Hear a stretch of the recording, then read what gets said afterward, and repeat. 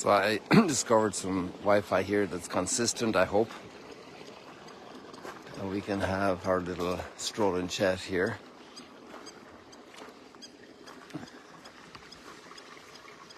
There comes the sun.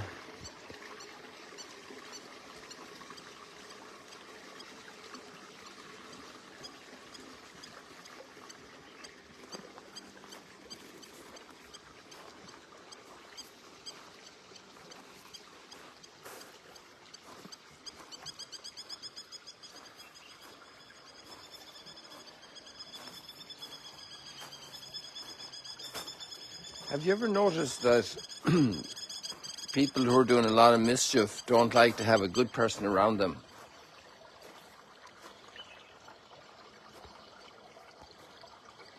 A person that's well behaved, that's following the right things, that doesn't want to be in collusion with bribery, let's say, going on, or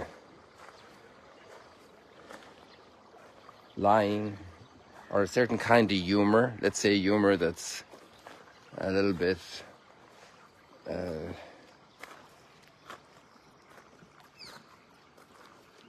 salty, hurting other people, improper, inappropriate, lacking respect. And there's some people who don't laugh.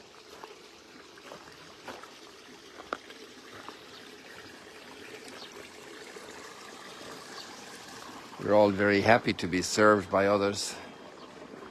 We're happy to receive good things, but when it comes to a behavior that's countering stuff that we're doing that's not the best, then it's a call to our conscience.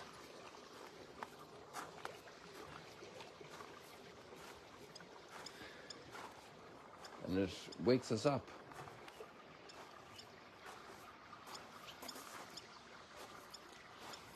And then it means we need to change.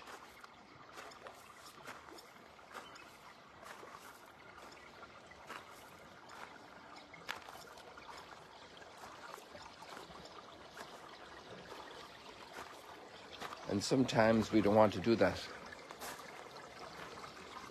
But the presence of the other person is a big problem. In a certain sense, the presence of the other person is kind of a loudspeaker of my own conscience, and I'd prefer to quiet my conscience in order to be undisturbed in my laissez-faire path, in my indulgent path.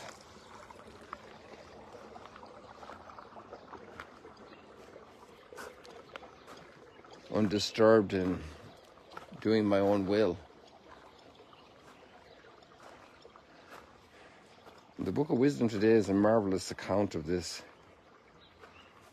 The Book of Wisdom, as we know, is very late literature in the Old Testament.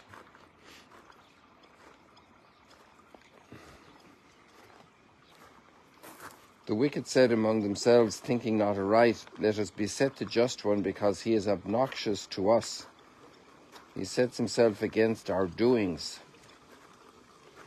He reproaches us for transgressions of the law. And that reproach might come just from plain, simple behaving otherwise. You know, that famous line of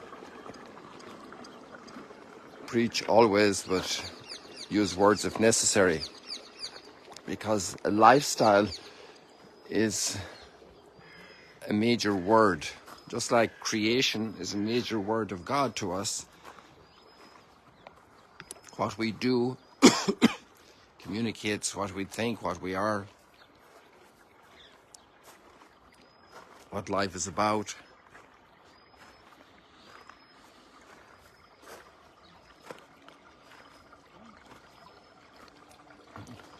If our life is, what we think and what we do, is it just trivia, just self-gratification and entertainment, or is there Is there a dedication in our lives? Maybe first of all the question is, at what level are we living blessing? How much blessing is in our lives?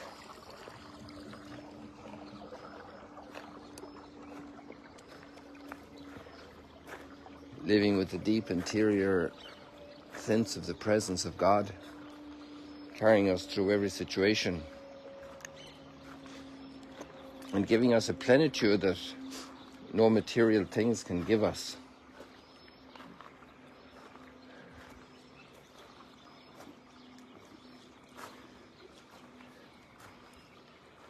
Let us be set to just one because he is obnoxious to us. He sets himself against our doings. He reproaches us for transgressions of the law.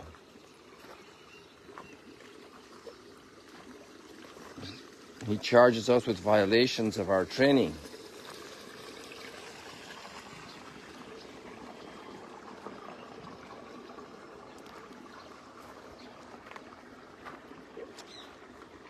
To us, he is a censure, the censure of our thoughts. The power of good example, you know. Words instruct and inform, but behavior is like a magnet, it draws. The role of people who are well known, just the way they live is a huge influence on society. The clothes they wear, especially issues of moral behavior, they impact what is acceptable in society. What people say, well, if they do it, I can do it. We have a very strong sense of social approval, affirmation. It means a lot to us. We let it mean a lot to us. Yesterday we had those words from Jesus twice: I do not accept human glory, human praise.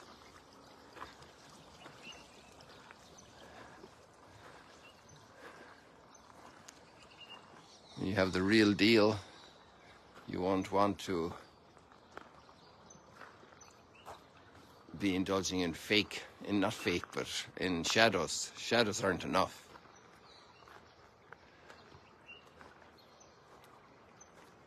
You want the real deal. If the experience inside of us of the source of all creation, the source of all goodness, the source of all joy, then we won't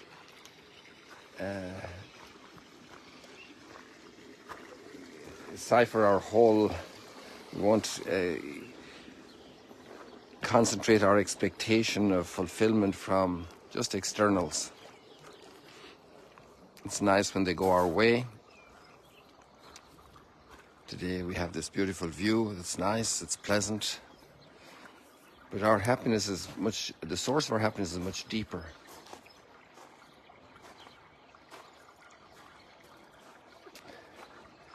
To participate in that level gives us another depth, and this helps society a lot because we become like an anchor in the family,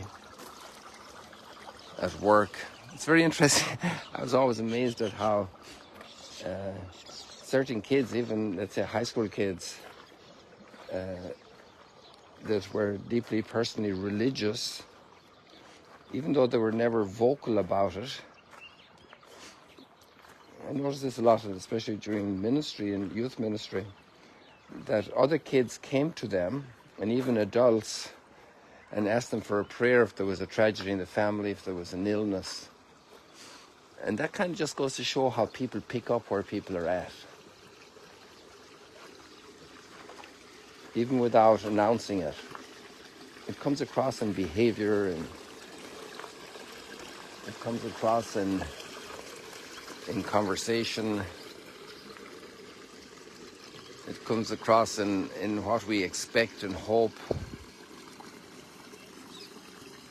We really can't hide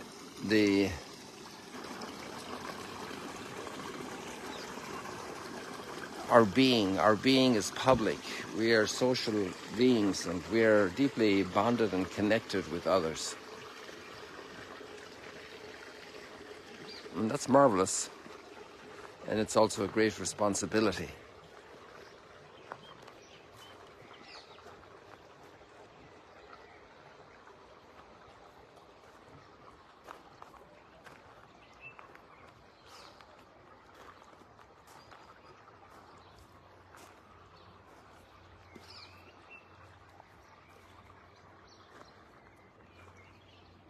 You are the salt of the earth and the light of the world.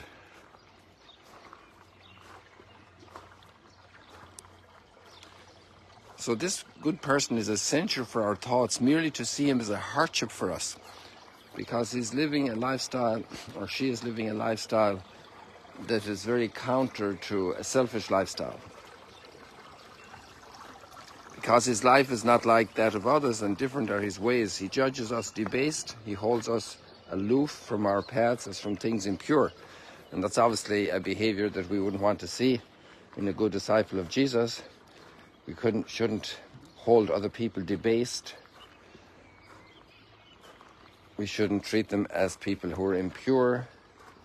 There's a whole new chapter with Jesus, because this thinking is from before Jesus. It's about religious behavior, religious goodness. It has all these aspects of truth, but once we have the good shepherd looking for the lost sheep, once we have the prodigal son being embraced by his good father, then we have a very redeemed attitude towards the sinner. We're not here to condemn and to punish and to exclude. We are here to show an open door, a pathway to recovery, a readiness to welcome, a joy. He calls blessed the destiny of the just and boasts that God is his Father. That line is so intriguing, isn't it? He boasts that God is his Father.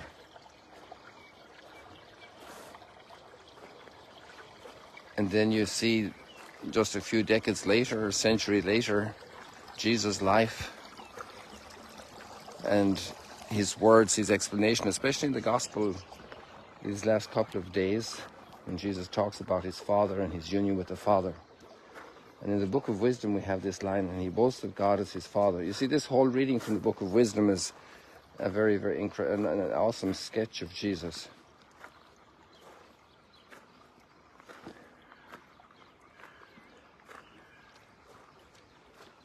And let us see whether his words be true. Let us find out what will happen to him.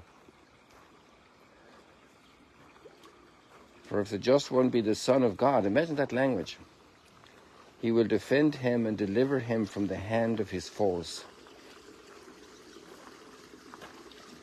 With revilement and torture, let us put him to the test. That is crazy.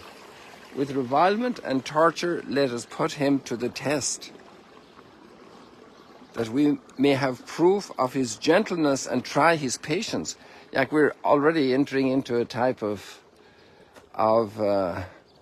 X-ray, not just a photograph of the outside, but an X-ray of the heart and mind of Jesus in his sufferings. And it's very few people that whose suffering has been so intense, so planned, so programmed, so brutal, so documented, and not just the externals, but the internal responses and attitudes of Jesus. Normally, when we see injustice, even all of us who pray a little bit and who give our lives for others, an anger rouses up inside, and you want to, you have to control yourself. And some other people expect you to be angry with those who are unjust, and they expect you to condemn and to judge and to hurt and to stop, to create a whole situation. And that's not our style as followers of Jesus. The text continues, listen to this, let us condemn him to a shameful death. And crucifixion fits the bill there perfectly. That was part of the purpose of crucifixion, was not just the pain, but also the shame. hanging on a cross, sometimes for days. For according to his own words, God will take care of him. It's amazing, the author of the Book of Wisdom, how inspired. These were their thoughts, but they erred, for their wickedness blinded them, and they knew not the hidden counsels of God. And there now we're penetrating not just into the prayer life of this just person who's been persecuted, we're entering into this as part of God's plan. They knew not the hidden counsels of God, nor did they count a recompense of holiness, nor discern the innocent soul's reward. Isn't it great to raise children with this understanding? Because parents are entrusted with future saints, and grandparents are entrusted with future saints and their grandchildren. Of course, the grandparents need to be very respectful of the direct role of the parents, the primary role of the parents. But when grandparents are with their grandchildren, they're looking into the eyes of future saints. That's what God wants. And these children are so innocent, so beginning life.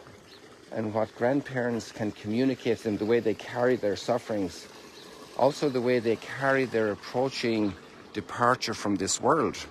I remember my mom, God rest her soul, when the cousins were coming as her cancer was taking its toll, and the impact she had on people just by the very fact of the attitude she had towards her approaching demise. And then another relative passed away relatively shortly after that, a year or so, and one uncle said to me, "Your mom taught us how to say goodbye, how to leave this world." One of her brothers. So this is very interesting, to be able to teach children about the innocent soul's reward, because this world often rewards evil doing and cheating and crushing others and insulting and driving through others and societies and communities like a bulldozer. And the innocent soul's reward, the one who doesn't indulge in the world's selfishness and sinfulness and evil ways and evil thinking and racism and abusing or availing of the fruits of the crushing of others.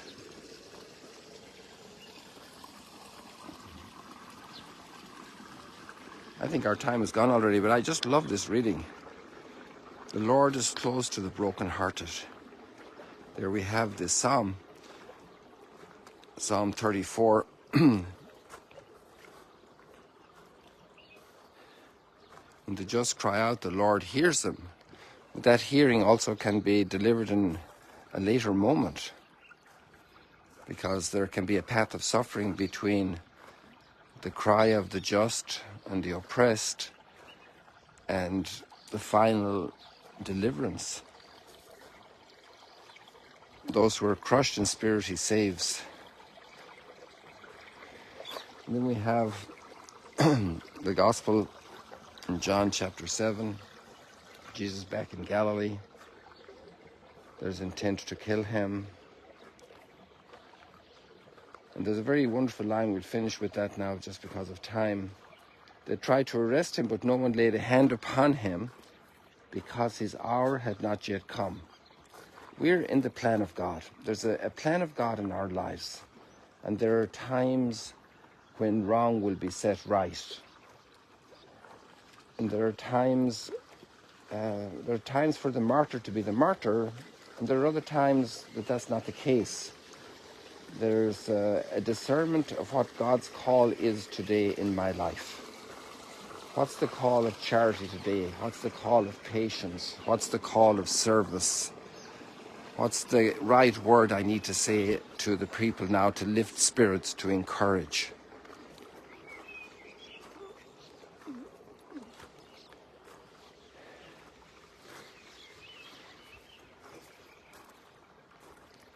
So I think we leave it like that today, guys. God bless you.